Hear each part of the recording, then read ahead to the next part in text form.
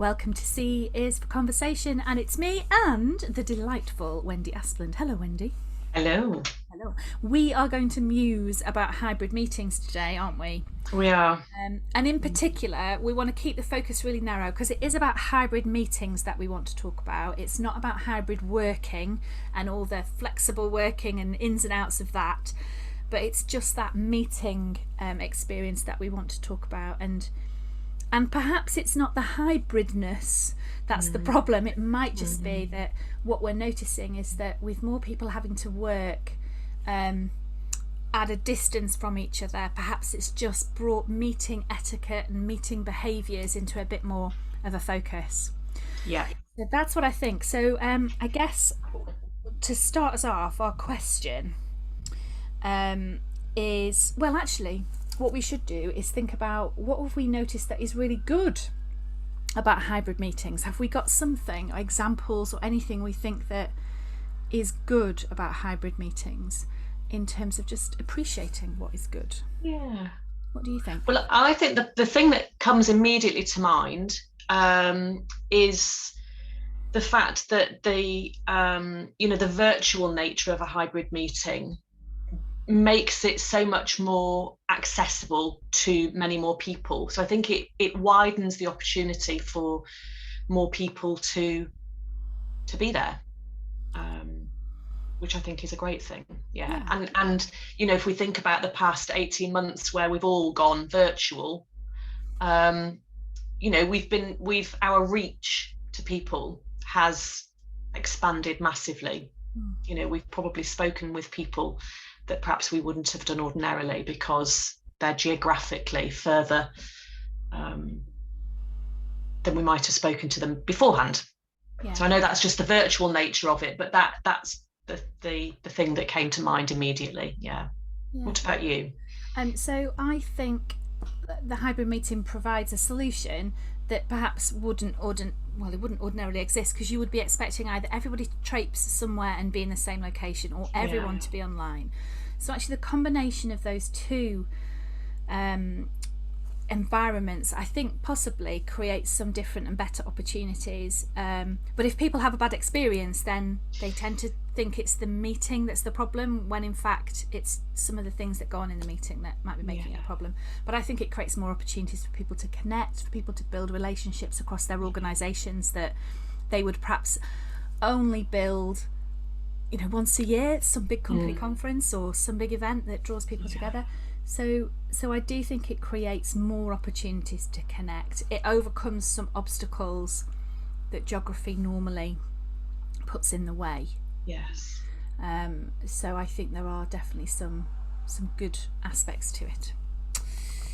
But there are some problems with hybrid meetings, it would seem, because people are telling us about some of the behaviour that they notice in hybrid meetings. So I guess our question is, what is the problem that needs to be solved to make hybrid meetings a great place to think? Yeah. What is the first thing that comes to mind? What is the first problem? I think, the word that immediately came to my mind as you were speaking then was presence. So that's not necessarily the problem, that's the solution, but maybe the problem is a lack of presence and attention. So people not giving their attention and presence fully. Because I guess the hybrid nature of a meeting, it's less easy, isn't it? If you think about how meetings perhaps might have taken place beforehand when people just, turned up into a meeting room. It was easy, it's habitual because, everybody's in meetings all day, every day. You add in, the online element to that. It adds a complexity as well as a dynamic, and therefore it requires people to be more present and give more attention. I love that. I think you're absolutely right. So that it's easier to be present if you are physically in a room with another person. Their presence is four-dimensional, isn't it? And then when we're on the screen, we're flat and we're potentially quiet. We can be muted, and we can be disregarded. But the physical nature of having somebody with you changes that environment and makes it potentially much more unequal. So we have to work harder to create equality in the setting. Because I know Kate and I have commented before about having lots of little windows on a Zoom or a Teams screen. They're all the same size. And so there's a sense immediately of equality. Nobody dominates. It's not always obvious who's in charge, who's chairing.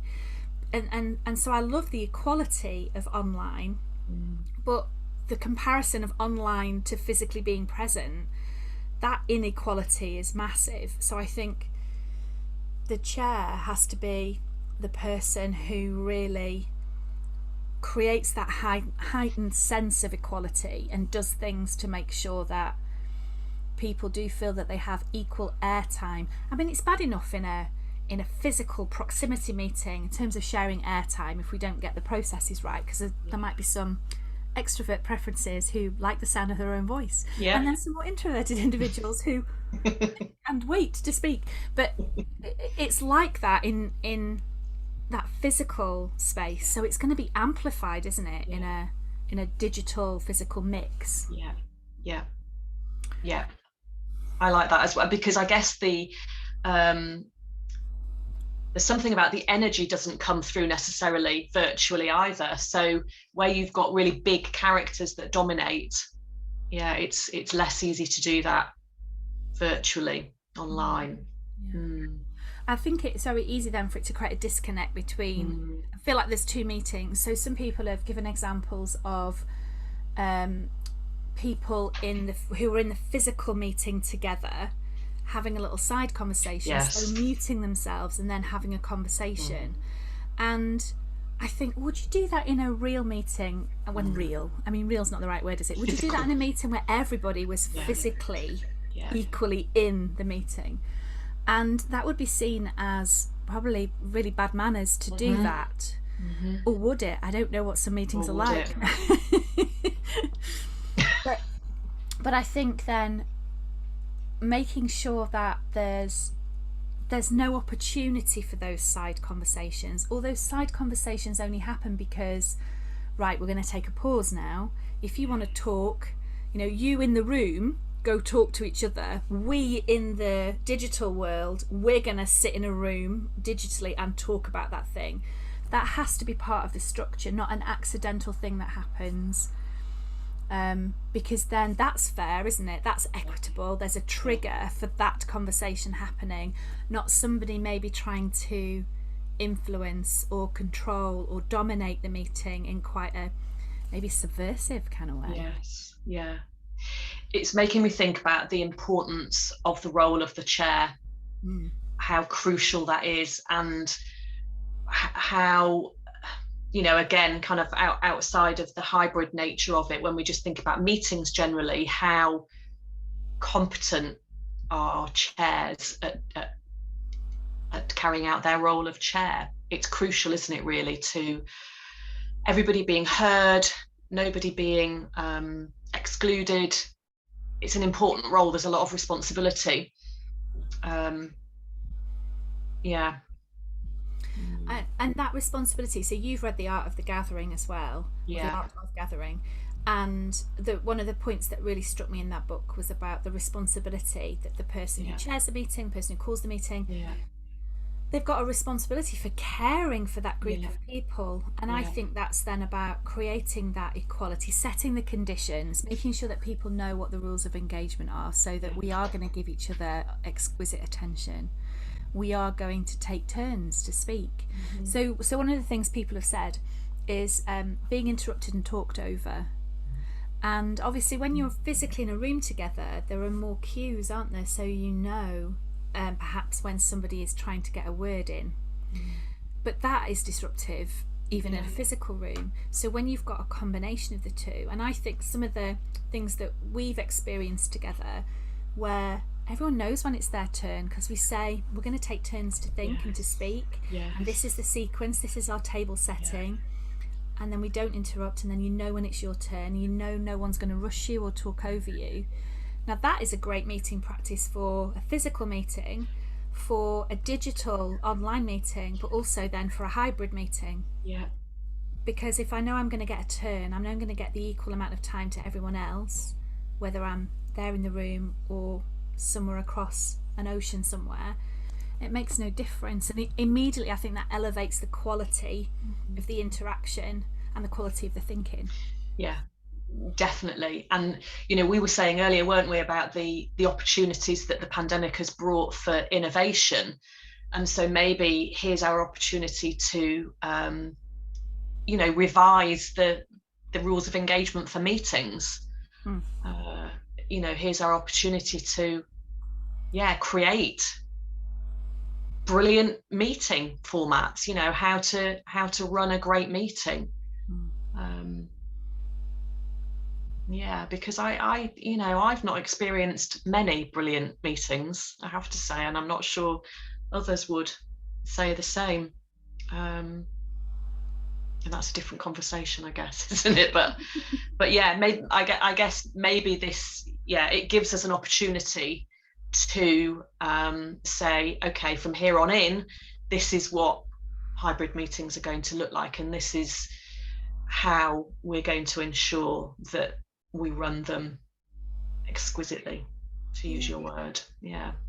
So do you think that because meetings are so run-of-the-mill, they're so ordinary and just part and parcel of work life, do you think that there's an unwillingness to maybe say, right, this is how we're going to meet, this is what our meeting's going to look like, this is how we're going to behave with one another, because people just want to get in and get on with the job of having the conversation, making the decision, updating each other, when in fact there's a real advantage in saying, well, how are we going to be today? What is important? What's the structure? What's the format? How do we contract with each other? Like we do in a coaching conversation, we contract with people, don't we?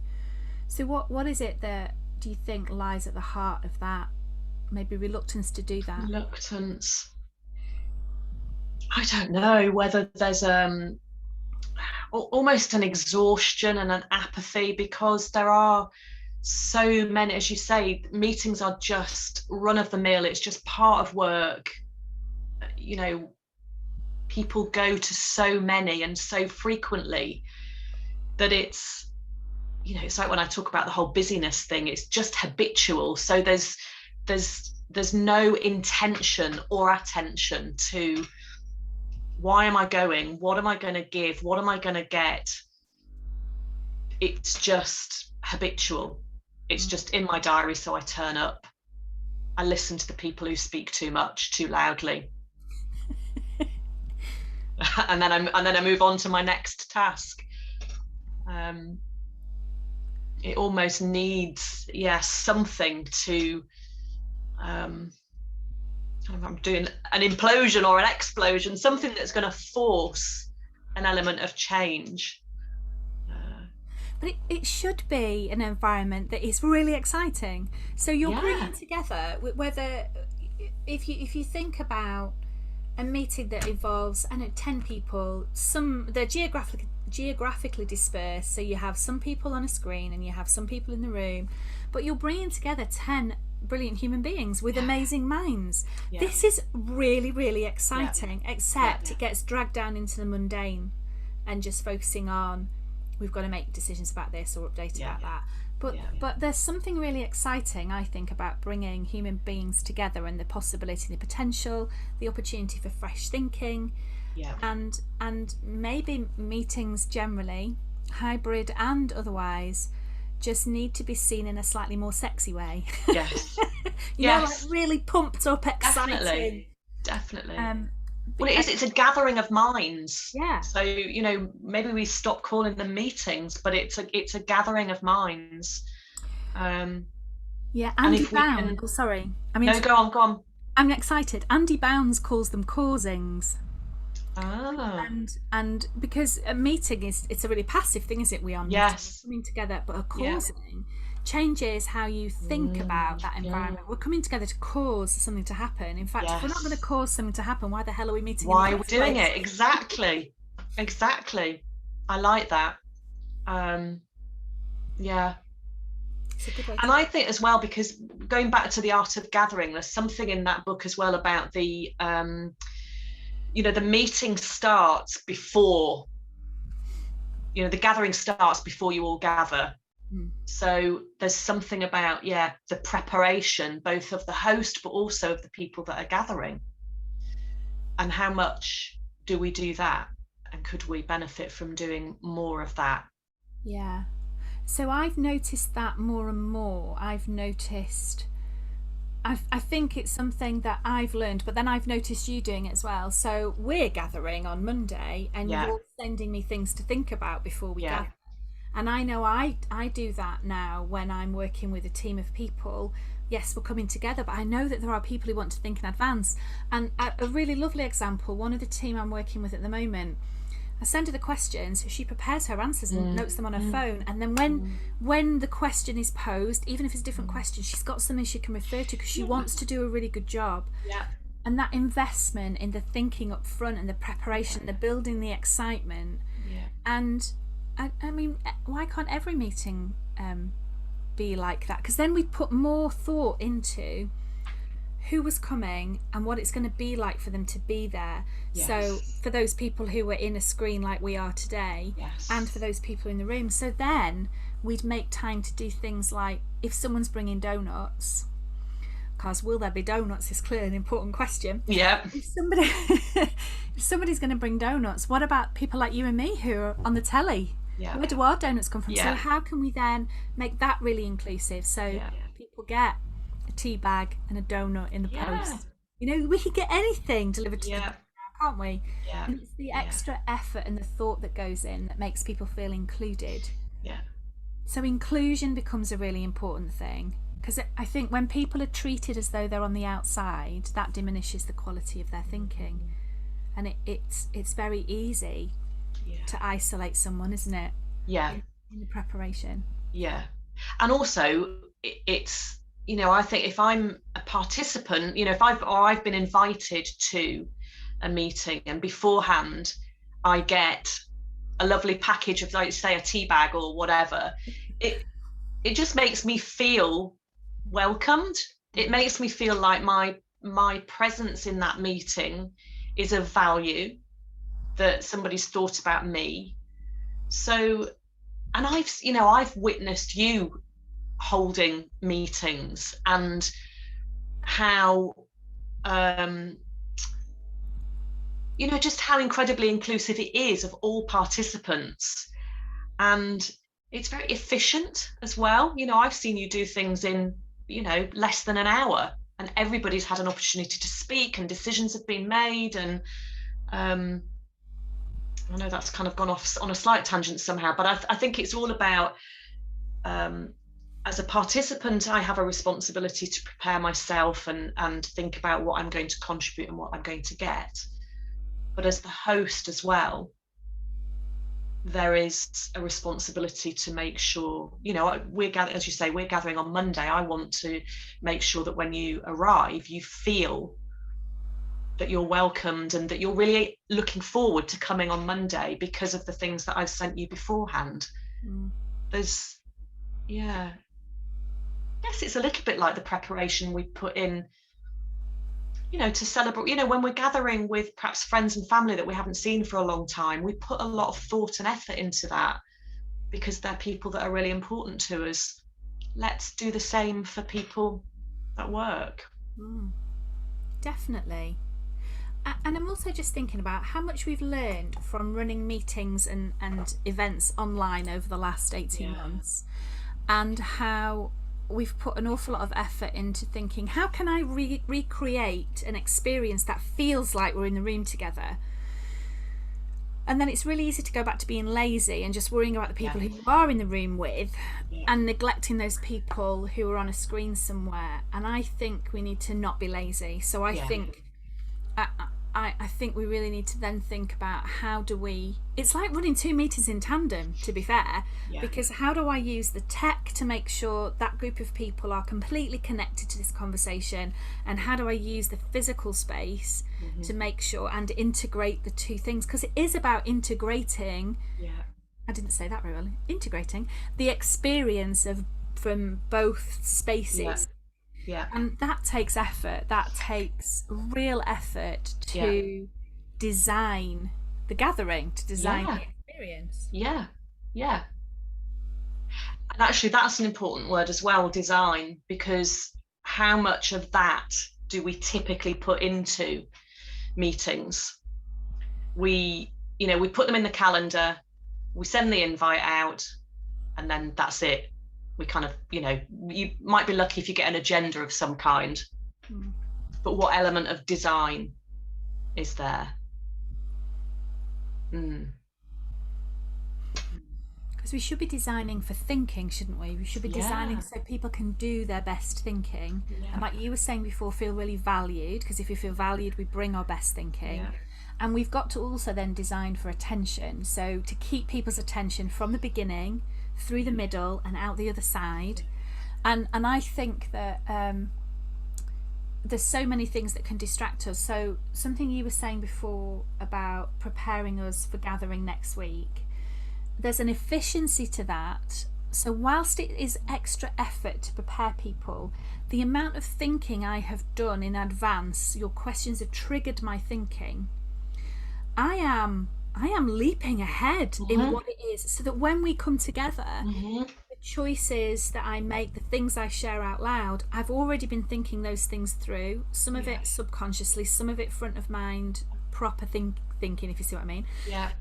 And so if we were doing that around key business issues, around conversations about culture or learning, or decisions that have to be made about taking the business forward, whatever they are, then if we're engaging people's brains outside of the conversation, outside of the hybrid meeting before they turn up, how much more effective and efficient could that conversation be, because people are ready for it? And so that's one part of attention. Then the other part of attention for me is the distractions. So when you're in a physical room, if a distraction happens, the same distraction happens to everybody. So right on cue. There's someone at the front door. Oh. Do you need to go? No, it'll be fine. So let's see what happens. I'm obviously slightly distracted now. Let me just see what's going on. So we're back after that brief interlude. So distractions. So when something happens, it's like we planned it. I know. If we'd have planned it, I'd have known what to do. But if somebody walks into a meeting room and disturbs anything, everyone's dealing with the same distraction equally. But if we've got this combination of physical in the room and someone beaming in on an online platform, then our challenge is different, because we then have additional distractions for everyone to deal with. So I think that's a real drain on our attention. Yes. Yeah, and I've experienced actually where one, either in the physical room, I can't remember, or the virtual, the fire alarm's gone off.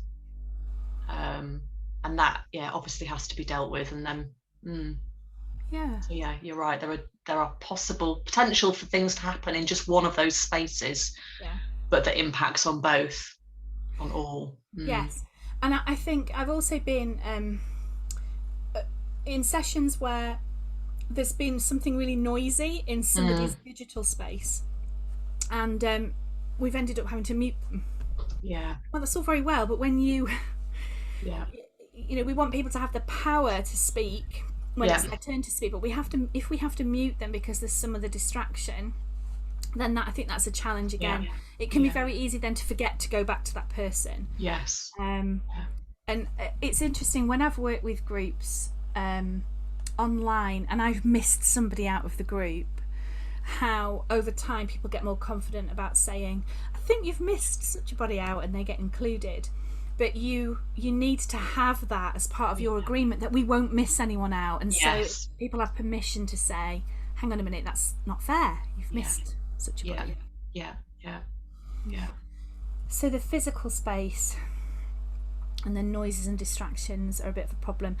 I think one of the things as well that we miss out unless we design it in is informality. So you and I got on this call and we had a bit of a natter about stuff before it began. And then in a while we'll stop the recording, then I'll have a bit of a natter. Yeah. But that informality, that human engagement, Yeah. interaction is part of what we know to be enjoyable about meetings. Yeah. For most people, not perhaps Yes. for everyone. So I guess we've got to design that in. Yeah. And you've done this before in where you've had the, the green room at the end. So yeah, as you say, it just needs designing in, doesn't it? But that there's an opportunity there for, yeah, anybody wants to stay back and have an informal chat, we'll do that. And you just keep the technology going so that the physical space and the virtual space can do some of that informal chatting together. Mm. It does make me go back to the fundamental principle of a meeting being of value. Yes. If a meeting is of value, if it's Yes. designed to be valuable and inclusive and exciting and interesting and purposeful and causing something to happen, it doesn't matter where you are. If it's baked in that it will be that way, and that in order for it to be that way, everyone by default has to be included and equal, then that applies in any kind of meeting environment. But if it would stop us going through the motions, wouldn't it, of just, well, we're meeting because. I wonder how many meetings just happen because they always have. Because they always have, yeah. Yeah. And or when they've not worked, people have just scrapped them without really thinking about how do we redesign the meeting so it does do what we think it ought to. Yeah. Yeah, and it's making me think that, yeah, how many of, like you, how many of them are needed? Because it's clear from what we've talked about that actually for a meeting to be really great, there are some things, there's some things that need to be done beforehand. So there's some designing in, there's some preparation, there's some thinking ahead of time. And yet if your day is typically back-to-back meetings, how do you do that? How do you create some of that preparation and thinking ahead time if actually you're just going from one thing to the next? So for that, we've got to design our days better. Yes. To create that space. Completely. And so that people aren't skimming from one thing to the next. Yeah. And it also, that run up to the meeting being so important, there's also what happens afterwards. So meetings where everyone's in a physical space, or when there are some of the people are in physical close proximity to one another, you can kind of carry on the conversation as a group, having turned off the online people. Yeah. So bye everyone, Zoom wave, and you're just left with those people in the room. And so there is a risk that they will continue the conversation. Yes. And that decisions might be made, or that if it's within their gift to make those decisions, or that people's thinking will move on, but not in an equal way. Yeah. And one of the things that we do when we do a time to think council, and someone shares their challenge question, and everyone takes a turn to share a story about how they have encountered something similar that might help. One of the things you agree at the end of that session is that we won't talk about this again. It's kind of like what happens in Fight Club stays in Fight Club. We won't talk about it again unless the individual who brought the question says, can we talk about it again? And it draws a very clear end to that conversation. But I suppose what happens in real life is people want to influence outside of a meeting, and sometimes there's a need. Yes. Yeah. And I guess that, it comes back to the role of the chair, doesn't it? So it's for the chair to say at the end of the meeting, that's it, we're finishing it here. If somebody believes there's further discussion to take place, then let me know, and we have another meeting, or something else happens. But yeah, to your point about the influencing that may need to happen, or somebody feels needs to happen outside of the meeting. Yeah. So how do you account for those people, and also the things that might, because there's an element of both, isn't it? That there'll be people that think that they can schmooze their decision, but there will be some things that do need some influencing. So how do we account for that, so that it remains equal and respectful of everybody that's been part of the meeting. I think one of the ways to do that practically is to have a round, a burning questions round. So before you close the meeting, what have we not talked about today that really needs to be on the agenda soon? And that gives people the opportunity to say what they think should be talked about next. So anything that's popped up in that conversation, or anything that really is a future issue. So that then allows for that closure. So we've said everything we need to say in this meeting, haven't we? Because we've talked about the topics, we've made some decisions, we've said what hasn't been said, we've listed that, we're aware of that. Right, that's it, we're done. Goodbye, Zoom people. And then that feels like a proper end. So that, and then that links to timekeeping at the beginning as well. Because so many meetings I find don't start on time, and some of that's the back-to-back thing. People arrive late for various reasons, physically and online. And doing that well, I think doing that well in the physical setting for me is about not making the person feel awful for being late, because that's not going to help their thinking, and welcoming them appropriately. Which isn't giving them a recap of everything they've missed, but finding a way to do that meaningfully. And sometimes I'll get people to just go around and say, what is one thing that, let's pause the meeting here, what's one thing that's really striking you about X? And that serves a purpose to update the person who's late. But that starting on time and getting into the habit of doing that, so it doesn't become culturally acceptable within your organisation to drift in and out of meetings. Completely. And to be present. What about that? What about a situation where you've got people physically in the room, and the Zoom people who are in front of their screens, you can tell when someone's doing their email or reading something. How do we get beyond that, so that we deal with that kind of thing where there's a lack of presence from the digital?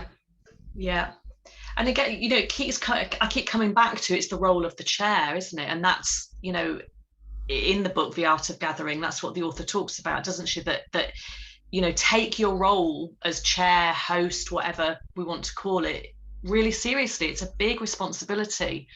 One of the other things that I like that's in the book, where she talks about pop-up rules, and so there's something about what's the etiquette. So it's not really okay for you to be on your emails when you're, we accept that sometimes that might be required, but as a general rule of thumb, we want you to be present. We both did that before we started this. We checked that the phones were switched off, and so that we can be fully present here. It's the same. And the chair needs to take responsibility for feeding back. If, now again, I'm not saying that you would do that in the middle of the meeting, but that might be just a quick phone call afterwards to say, I noticed you seemed a bit distracted in that meeting today. Is there anything we can do to make it easier for you next time? But it's making me think about it. It's about recreating what the etiquette is for meetings. When we gather together, these are the rules that we all want to abide by. Dearly beloved, we are gathered here today. Yes. So going down my list of problems, being interrupted and talked over. I've only done that once to you today. But in a group, we know how to do that. We take turns. We set that up front, and we say, this is the sequence in which you are going to take your turn to think and speak. So that is really easy. There should be no reason why anyone talks over anyone else in a digital, physical or hybrid meeting. Treats and coffee, we've nailed that. So we know that it's that run up, it's that preparation that we do, and that message we give to people that they're important, that is normally signalled with a donut. We can still do that even if people are beaming in from somewhere else. We've talked about distractions and had a live example, just the right moment. We've talked about timekeeping, about starting, ending on time, and the markers for closing the conversation and ending it. We've talked about formality and informality, not the kind of informality that continues the meeting afterwards. It's like we blow the referee's whistle at the end, game over, shake hands, move on. But building in some informality, the design of the experience. You're not just designing a meeting, it's not a list of things to check your way through.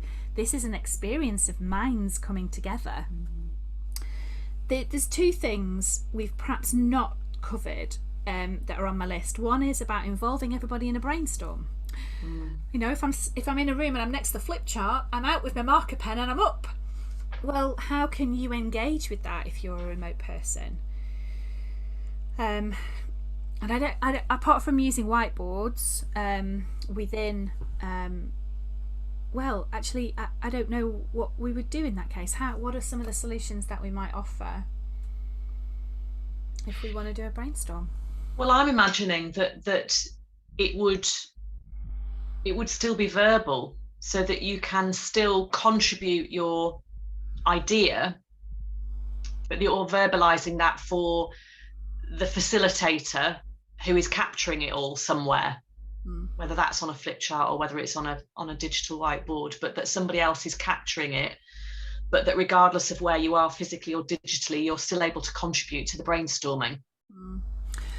Well, that's just made me think as well. So I think you're absolutely right about that. And that is one way we can do it. And then if I'm thinking about asynchronous contributions and simultaneous contributions, so we've got access to things like Big Picture. Yeah. That would be different, because if you and I are in a Zoom and everyone else is in the room, so we can fire up the digital board and we can play around and everyone can see our contribution. That would mean in the physical meeting room, people having laptops open potentially. Yeah. Which has been a no-no historically, hasn't it? Yeah. In hopefully most organisations. Yeah. But I guess there would be times where we might say, just as we might have a notebook open, that laptop would be there to actually interact with that software at that point. Yes. But that's the kind of design, isn't it? That equality of design. So we're all going to do this now. What is the best way for us to do it? So we can still do the take and turn things in front of the flip chart and make sure that those digital folks are involved, but then we can also use digital solutions and let people contribute in real time together. But we have to then have those pop-up rules that say we're using our laptops now, but that's just because we're using it to do this activity, and then it's laptops closed, move on. Because obviously I think it creates such a physical barrier between you and other people when there's that screen in front of you. It's like playing memberships. And I think as well there's a real responsibility on the shoulders of at least somebody in the group to run the tech properly. Yes, I think so. Yeah, definitely. That it's not all sitting on the shoulders of one person. Definitely. Yeah. And I'm thinking about, when you, in inverted commas, interrupted me, it was because you were excited. How do we account for that as well? Because actually there is an energy about that, isn't there? So I guess, how am I going to articulate this in a way that makes sense? But you don't want it to be really dry. There is an energy to it. Was almost like, oh, I need to say this, I need to say, how do we do that in a way that, and it felt okay to me because you and I know each other. But had that been in a different setting, how could you have done that without me feeling like you'd interrupted me? We don't want to suck the energy out of the meeting. Yes. And maybe it is just about compartmentalising. So there are times when we studiously take turns and we're very measured and calm and there's definitely no interruption. And even in open discussion, we wouldn't speak if someone else is speaking. No. We would try and keep that promise not to interrupt, as hard as it may be. But then you need some time for that exuberance, don't you, to see people's natural personality and style. So maybe it's just that we compartmentalise those moments. But I mean, it's when we're on a digital call, it's very different to being in the physical space, because you can't talk over each other in this environment that we're in now, because you can't hear anything. So if that descends into chaos, that on-screen thing, online thing descends into chaos, the people in the physical together environment are not going to know what's going on, and suddenly we've got two separate conversations going on. So whatever we design in has to be about a connected conversation. Which I think is probably something that is going to depend on the group dynamic, and is going to naturally emerge from who is in the room at that time. Yes. But I think you can build the design of the agenda, the design of the questions, everything we've talked about in terms of that run up and that experience of then being together, and then maybe we haven't talked much about what comes out the other end, but I don't think we need to think about that right now, because if the meeting is right and the run up to the meeting is right, it's going to cause something to happen. But the rigour of the structure and the discipline of the participants in making that structure work, that does all the heavy lifting. If you've got the right format. So Wendy, here we are in our not so hybrid meeting because we're both online, but tell me, what has made you glad you came? It's always great to take a question and to spend some time thinking about it and having a conversation around it, because it always sparks a different thought, and we always end up going somewhere where we didn't necessarily think we were going to go, which is all good. So I'm glad I came, because I've had a great conversation. Thank you. Thank you. Yeah, I'm glad I came, because like you, I think it's been a really interesting conversation to make the connections between what we know, what we've experienced, to think about how we might apply what we already know, already do, how to meld those things together so that they're really effective. I think it's been an opportunity to take time to think about that. And I guess for people listening or watching, getting people to really think about how do you make the time to do the thinking about how you're going to design these hybrid interactions would be the thing I would encourage people to take away. Because we could be talking absolute nonsense, you and I. It makes sense to us. But each person who's involved in a hybrid meeting needs to think about what it means from their point of view and how to make it work for them. But you don't do that unless you spend time thinking and talking about it. Absolutely. It should be part of the conversation, shouldn't it? So there endeth. C is for conversation number 6, where we have been talking about whether a hybrid meeting is a great place to think. And I think probably we'd say yes, it can be, but it depends on what we do to make it that way and how we design it. So Wendy, thank you so much for joining me for this. Thank you. It's been lovely to see you, and I'll see you at the next one. Take care. Bye for now. Bye bye.